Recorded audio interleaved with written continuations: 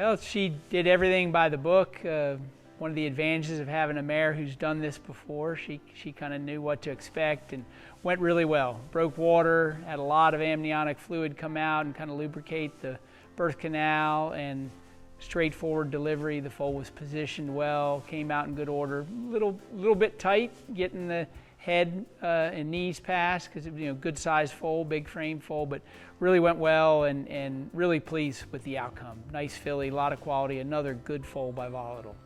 I think it's her sixth foal now, and we talked previously about the recent update with Mucho D'Oro winning the stake at Turf Paradise, so optimism remains high.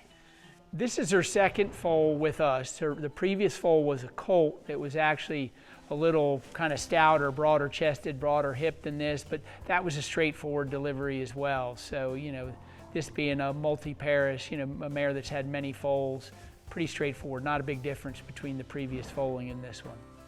I think internally they can really feel whether things are lined up appropriately or not, and as they shift, sometimes they'll roll all the way over. They'll get up and lay down on the opposite side. So I think the mares, especially ones that have had numerous foals, are very conscious of the positioning of that foal, and if they're pushing and not getting anywhere, they'll kind of try and adjust. And that's what she was doing. Certainly there was some discomfort associated with the process as well, but she was trying to just kind of make sure things were lined up. And as it was coming, the one knee was up beside the head a little bit, and when kind of was able to pop that down, things progressed a little better. But she knew it wasn't all right and was or wasn't just where she wanted it to be, and worked on it to get it there. Right, so 45 minutes after foaling to stand, another 10 minutes after that to nurse, which is pretty rapid. In general, you nurse or stand within an hour, and nurse within 2 is probably the average or a good time frame. So this filly was ahead on both. She's also a little tight in both forelimbs. I think she would have stood sooner if it weren't for that tightness in her forelimbs that's already stretching now as she's up and standing and moving around the stall. So pretty precocious type for sure.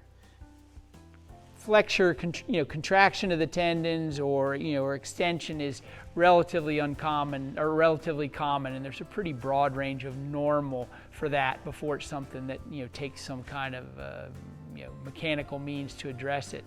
So recognizing that she was a little contracted, wanted to help her get up, she kept trying to get up and knuckling over forward because the forelimbs were contracted. So by helping her and steadying her hind end where she could stand on and stretch those tendons and muscles in the front end, it just helped her normalize. And seeing her now, just withstanding the brief amount of time she's been up, she's normalized quite a bit. So that would be the common way we see something like that and we recognize it and we can assist in a way without interfering, so to speak.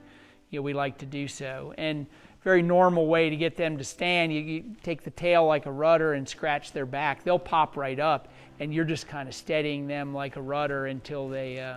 It's really like sea legs. I mean, it's between rudder and sea legs. We've got a couple marine references here, nautical references here, but she was swimming in amniotic fluid not too long ago, so maybe it's more nautical than we think.